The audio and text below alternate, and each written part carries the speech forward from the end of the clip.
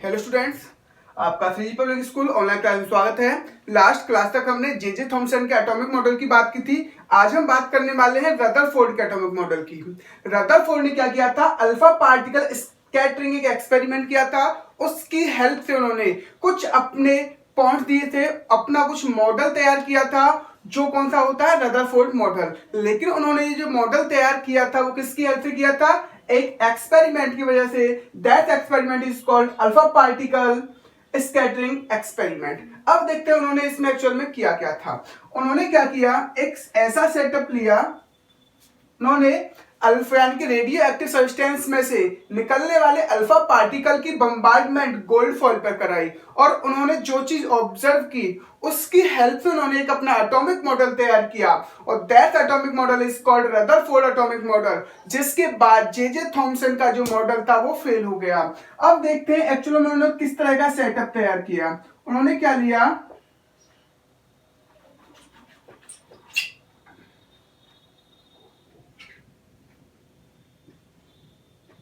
उन्होंने एक radio active substance लिया। यहां पर क्या ले लिया, एक radio active substance.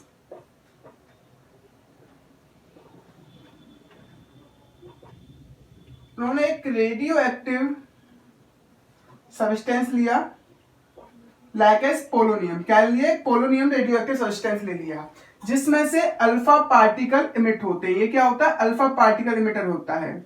Alpha particle emitter होता है। यहां तक बात समझ में आ गई। एक्चुअल में हुआ क्या, देखो अल्फा पार्टिकल होते क्या वो समझते हैं। अल्फा पार्टिकल होते हैं हमारा एक तरह से He+2 को हम अल्फा पार्टिकल कहते हैं। यानी कि He+2 को हम कह सकते हैं हीलियम न्यूक्लियस। क्या कह सकते हैं हम, हीलियम न्यूक्लियस कह सकते हैं। क्योंकि हीलियम के आउटर मोस्ट शेल में कितने इलेक्ट्रॉन होते हैं बेटा, 2 इलेक्ट्रॉन होते हैं। जैसे वो 2 इलेक्ट्रॉन का लॉस कर देगा, इलेक्ट्रॉन तो बचे नहीं, अब बचेगा क्या, न्यूक्लियस, जिस पर पॉजिटिव चार्ज होगा। तो हम कह सकते हैं He+2 का मतलब हो गया अल्फा पार्टिकल। और ये जो अल्फा पार्टिकल होगा कौन सी चार्ज बॉडी हो जाएगी, पॉजिटिव चार्ज बॉडी हो जाएगी, क्योंकि यहां पर अब इलेक्ट्रॉन्स नहीं बचे। अब उन्होंने क्या किया, ये जो आपके रेडियो एक्टिव सब्सटेंस है उससे निकलने वाली अल्फा रेस को उन्होंने गोल्ड फॉइल पर बम्बार्डमेंट कराया। अब आपके दिमाग में आ रहा होगा गोल्ड फॉइल ही क्यों चूज की, बाकी अदर मेटल का कोई फॉइल चूज क्यों नहीं की। क्योंकि जो गोल्ड होता है वो बहुत अच्छा मेलिएबल और डक्टाइल नेचर शो करता है, यानी कि उसकी हम बहुत पतली थिन शीट बना सकते हैं। जिस वजह से उन्होंने गोल्ड फॉइल को चूज किया, और एक तरह से गोल्ड की एक फॉइल ले ली, गोल्ड एटम ले लिया, और उसके बैक साइड एक क्या लगा दी, स्क्रीन लगा दी। बैक साइड क्या लगा दी, स्क्रीन लगा। उन्होंने इसके बैक साइड एक स्क्रीन लगा दी, और जिसमें उन्होंने क्या कर दिया, फ्लोरोसेंट मटेरियल का क्या कर दिया, कवर अप कर दिया। उन्होंने फ्लोरोसेंट मटेरियल की क्या कर दी, कोटिंग कर दी। फ्लोरोसेंट मटेरियल लाइक है जिंक सल्फाइड। बात यहां समझ में आ गई होगी। जैसे ही अल्फा पार्टिकल, फ्लोरोसेंट मटेरियल क्या रोल प्ले करते हैं, जैसे ही इस पर कोई पार्टिकल हिट करेगा तो यहाँ पर लाइट प्रोड्यूस होगी। यहाँ पर अल्फा पार्टिकल की वजह से लाइट क्या होने लगेगी, प्रोड्यूस होने लगेगी। तो इसका मतलब है ये फ्लोरोसेंट मटेरियल यानी कि जो ZnS स्क्रीन बता देगा एक्चुअल में ये अल्फा पार्टिकल जहां का है। यहां तक ये चीज आपको समझ में आ रही होगी। अब उन्होंने ये देखा, जब उन्होंने ये गोल्ड फॉइल नहीं लगाई तो उन्होंने देखा जितने भी अल्फा पार्टिकल थे वो कहां आ रहे थे, सेंटर पर आ रहे थे। अल्फा पार्टिकल सब कहां आ रहे थे, सेंटर पर आ रहे थे। जैसे ही उन्होंने गोल्ड फॉइल लगाई तो उन्होंने क्या ऑब्जर्व किया, हम उसकी बात करते हैं। क्योंकि इस ऑब्जर्वेशन की वजह से उनका क्या होना, एक्सपेरिमेंट तैयार हुआ। हम देखते हैं एक्चुअली उन्होंने ऑब्जर्वेशन क्या क्या किया था। देखो भाई, सपोज दैट ये अल्फा पार्टिकल की रेस निकल रही है यहां से,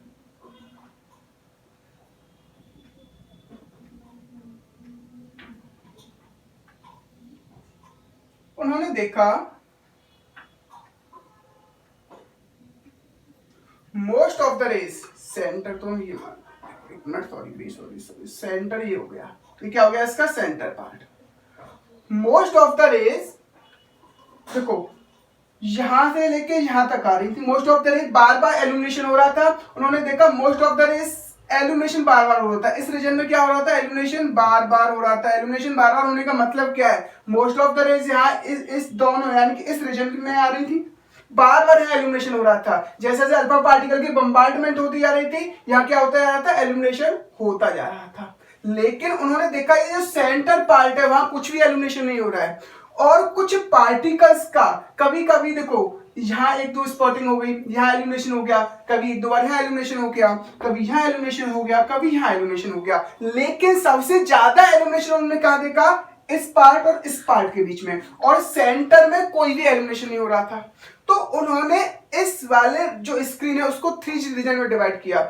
एक तो जहां सबसे ज्यादा क्या हो रही थी, एल्यूमिनेशन हो रहा था, यहां से यहां तक विदाउट सेंटर, और एक ऐसा रीजन था जहां कभी कभी स्पार्कलिंग यानी कभी कभी एल्यूमिनेशन हो रहा था। इस वाले रीजन में कभी एक बार यहां हो गया, कभी यहां हो गया, कभी यहां हो गया, कभी यहां हो गया, लेकिन सबसे ज्यादा जो एल्यूमिनेशन हो रहा था वो इस रीजन में हो रहा था। और उन्होंने एक जो तीसरा रीजन था, एक ये रीजन था, वो था सेंटर वाला, वहां कोई भी एल्यूमिनेशन नहीं हो रहा था, वहां कोई भी पार्टिकल आके हिट नहीं कर रहा था।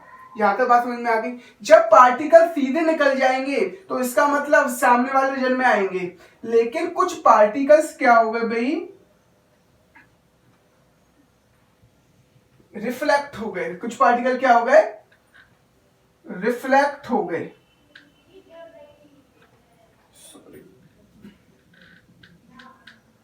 कुछ पार्टिकल रिफ्लेक्ट हो गए। जब वो रिफ्लेक्ट होंगे तो इन वाले रीजन को छोड़ के वो ऊपर वाला जो रीजन होगा उधर जाएंगे। जो पार्टिकल रिफ्लेक्ट होंगे इस वाले रीजन को छोड़ के वो ऊपर या नीचे जाएंगे। वो कभी कभी क्या होंगे भाई, एल्यूमिनेट होंगे, उनका कभी कभी एल्यूमिनेशन होगा, लेकिन जो मोस्ट ऑफ द ये वाला जो पार्ट है यहाँ बार बार पार्टिकल आएंगे। तो उन्होंने इस एक्सपेरिमेंट से क्या ऑब्जर्व किया उसकी बात करते हैं। उन्होंने ऑब्जर्वेशन क्या रखा और उनसे क्या उन्होंने कंक्लूजन निकाला उसकी बात करेंगे। ऑब्जर्वेशन क्या थी उसकी और उससे उन्होंने क्या कंक्लूजन निकाला उसकी बात करेंगे।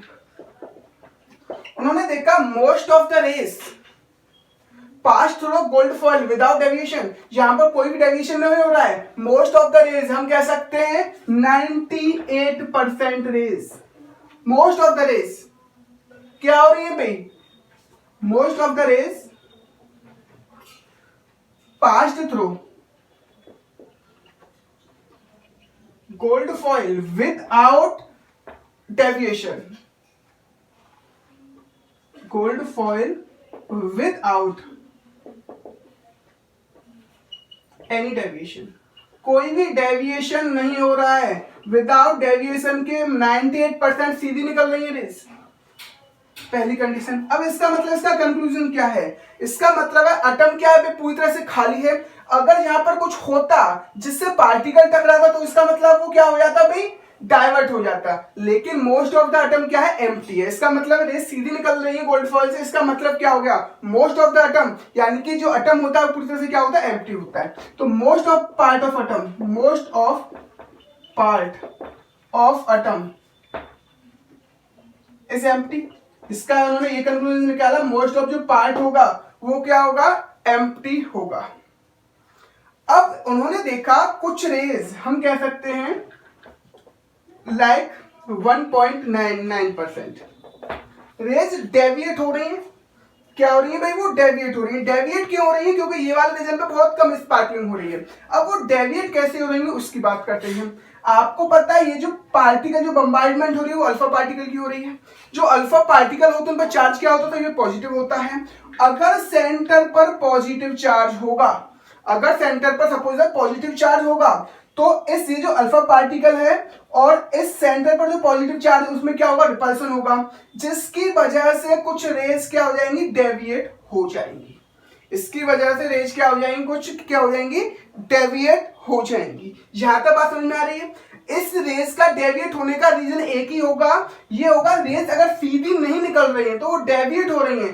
तो अल्फा पार्टिकल में पॉजिटिव चार्ज है, तो इसका मतलब किसी पॉजिटिव चार्ज ने उस पर रिपल्सन लगाया है। पॉजिटिव चार्ज ने क्या लगाया है, कुछ ना कुछ रिपल्सन लगाया है, जिसकी वजह से वो रेस क्या हो गई है, डेविएट हो गई है। तो हम कह सकते हैं 1.99% rays passed through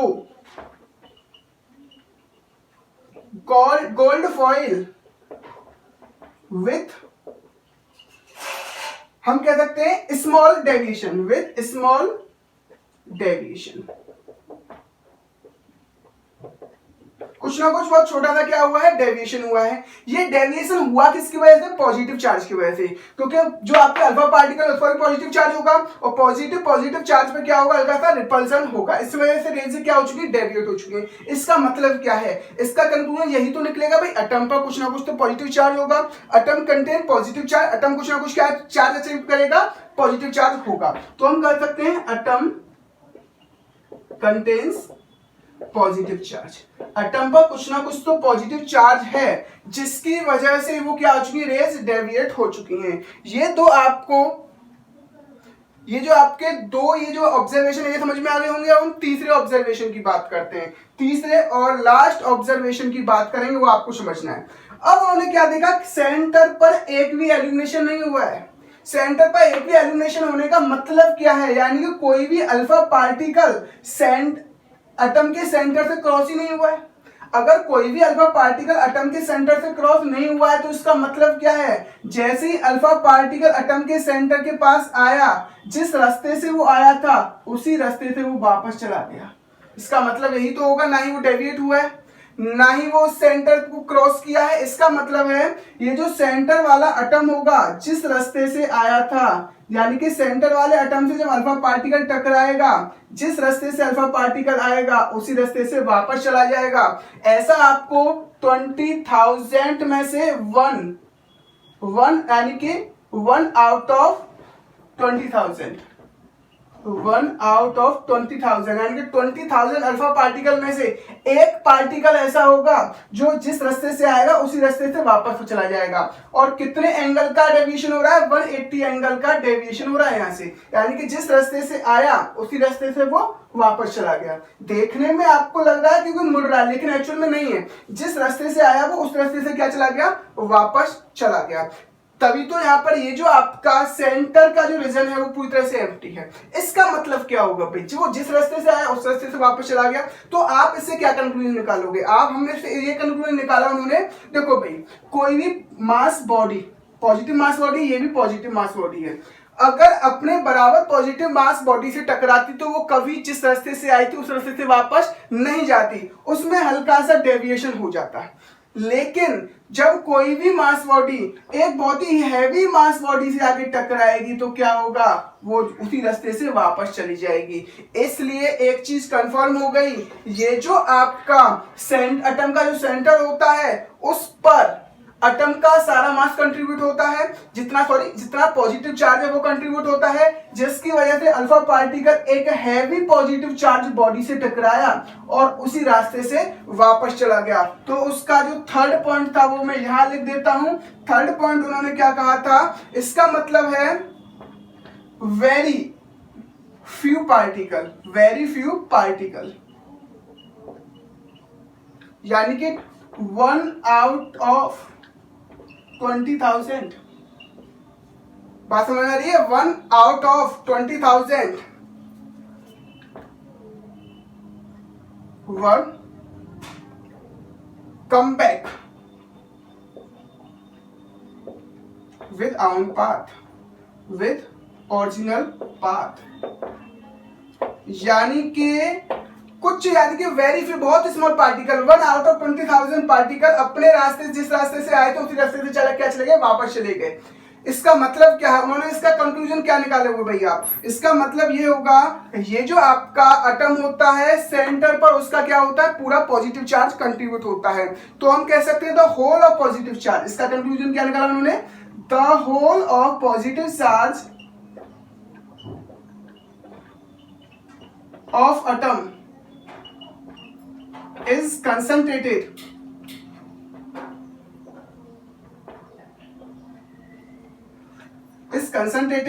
at center, यानी कि एटम का जो भी जितना भी पॉजिटिव चार्ज है वो कहां कंसंट्रेटेड होता है, वो सेंटर पर कंसंट्रेटेड होता है। And these are called nucleus, and these are called, और उन्होंने इसको क्या नाम दे दिया, न्यूक्लियस नाम दे दिया। यहां तक ये चीज आपको समझ में आ गई होगी, उन्होंने इसको क्या नाम दे दिया, न्यूक्लियस नाम दे दिया। यहां तक ये चीज आपको समझ में आ गई। अब उन्होंने इस एक्सपेरिमेंट की हेल्प से ये जो 3 कंक्लूजन है उसकी हेल्प से अपना मॉडल तैयार किया। अब हम देखते हैं उनका मॉडल क्या था। ये तो क्या किया था उन्होंने, एक्सपेरिमेंट। अब इस एक्सपेरिमेंट की हेल्प से उन्होंने क्या मॉडल दिया उसकी बात करेंगे। अब हम देखते हैं रदरफोर्ड का एक्चुअली मॉडल क्या था, एक्सपेरिमेंट की हेल्प से उन्होंने क्या मॉडल दिया उसकी बात करने वाले हैं। तो हम बात करेंगे रदरफोर्ड मॉडल क्या था। रदरफोर्ड एटॉमिक मॉडल, रदरफोर्ड का एक्चुअल में एटॉमिक मॉडल क्या था हम उसकी बात करेंगे। देखो रदरफोर्ड के टाइम में तो न्यूक्लियस की डिस्कवरी नहीं हुई थी। उन्होंने क्या कहा था, atoms have electron proton. Atoms क्या रखता है, इलेक्ट्रॉन एंड प्रोटॉन रखता है। ये भी बात सही है भी। उन्होंने कहा था the whole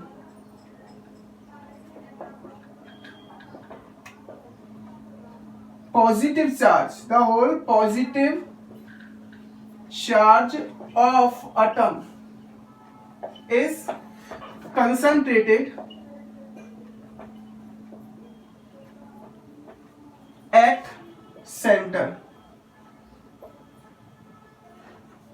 and this region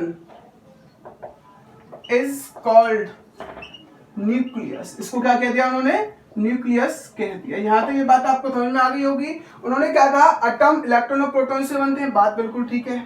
ये जो एटम्स का पूरा पॉजिटिव चार्ज होता है वो कहां कंट्रीब्यूट होता है, इस सेंटर पर होता है। इसलिए उन्होंने इस रीजन का नाम क्या दे दिया, इसलिए उन्होंने क्या नाम दे दिया, न्यूक्लियस दे दिया। क्या दे दिया, न्यूक्लियस। उन्होंने इस रीजन का नाम दे दिया। यहां तक ये चीज आपको समझ में आ गई होगी।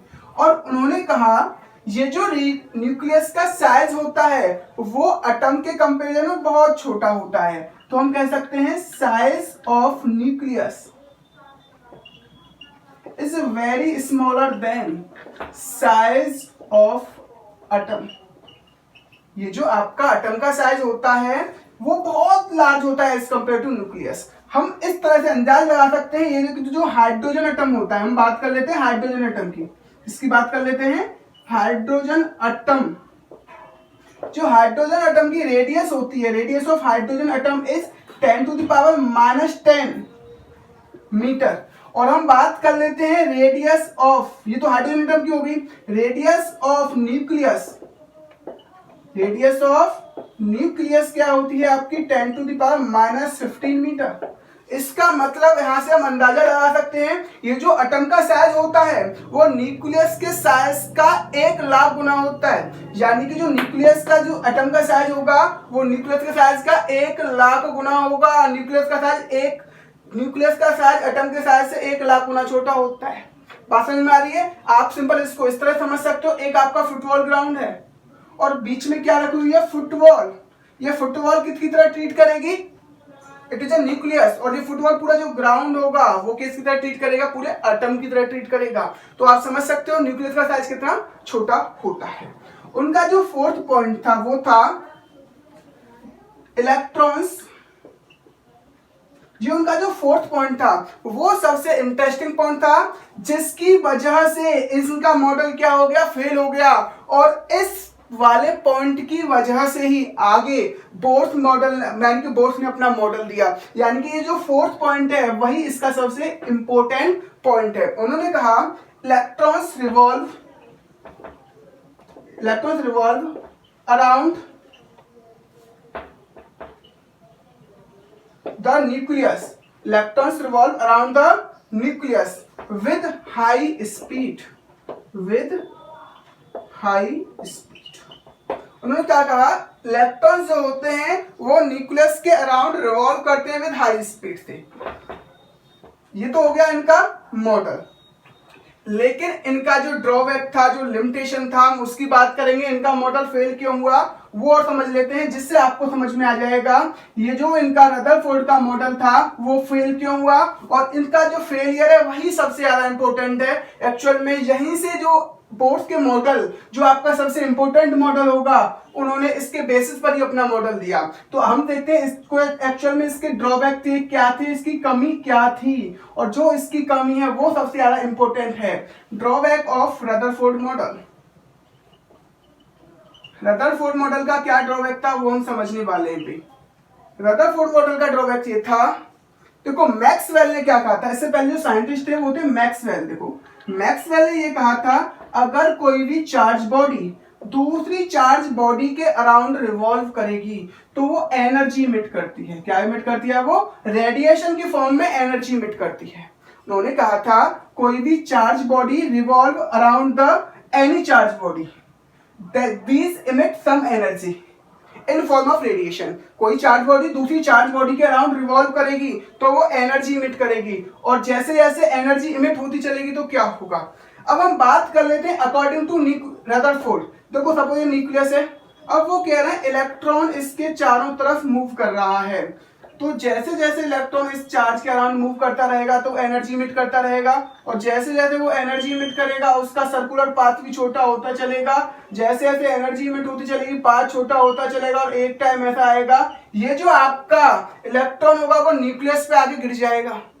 तो इस वजह से जो रदरफोर्ड का मॉडल था वो क्या हो चुका था? फेल हो चुका था। सबसे मेन जो इसका ड्रॉबैक था वो यही था, उन्होंने कहा था इलेक्ट्रॉन जो क्या होता है, दूसरे इलेक्ट्रॉन न्यूक्लियस के अराउंड रिवॉल्व करता है। मैक्सवेल के अकॉर्डिंग जब कोई भी इलेक्ट्रॉन यानी कि जब कोई भी चार्ज बॉडी दूसरी चार्ज बॉडी के अराउंड रिवॉल्व करेगी तो एनर्जी इमिट करेगी। तो सपोज ये इलेक्ट्रॉन इसके अराउंड इमिट यानी कि रिवॉल्व कर रहा है तो एनर्जी इमिट करेगा, तो इसके सर्कुलर पाथ क्या होता चलेगा? छोटा होता चलेगा, और एक टाइम ऐसा आएगा यहाँ इलेक्ट्रॉन आगे क्या कर जाएगा? फॉल कर जाएगा। तो आपको रदरफोर्ड का ड्रॉबैक भी समझ में आ गया होगा जो सबसे इंपॉर्टेंट है। यहाँ तक ये बात आपको समझ में आ गई।